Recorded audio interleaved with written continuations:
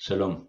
We are opening the book of Exodus with the great hope to experience our own Exodus, our Exodus from this crazy pandemic, our Exodus from the crisis of leadership and political issues worldwide, and the weekly portion, the Torah reading of Shmot, opens our book introducing a leader.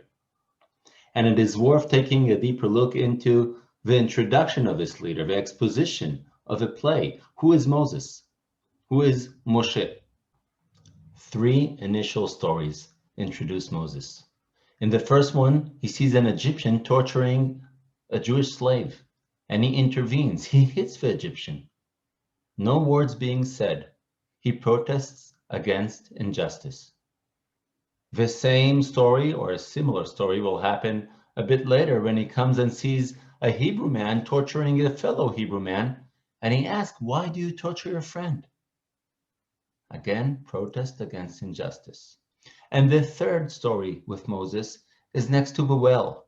He comes after a long journey, and what does he see next to the well? Shepherds pushing away the daughters of Jethro, of Yitro, that are helpless to defend themselves. So he saves them, and he even helps them bring out water for the sheep. Three stories. The fourth one is about Moses' new job. He will be the shepherd, taking care of every little lamb. In all these four stories, Moses does not say a word. He will later on also testify about himself. He is not a person of words, a person of action, a person who sees injustice and stands to do something about it.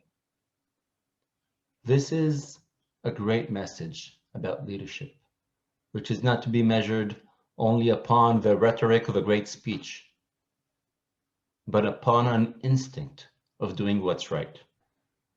We are now experiencing another third shutdown, a quarantine after quarantine, and a tendency to be locked in, closed in, and feel maybe even helpless or not to intend to outreach. A message we can take from this weekly portion is that always open our eyes, and when we see something that can be done, just do it.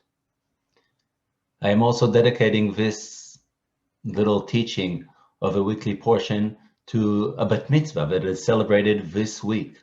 Naomi Fogelman, my cousin in San Francisco, is now celebrating becoming an adult, and she is celebrating it within a very intimate celebration of family only, but it is a family of activists, a family that always tries to do what's best, to be joyful, and to outreach to the community, to the people around, and to try to mend any injustice. So I also want to wish Naomi a great big hug and mazel tov. Shabbat shalom to everybody.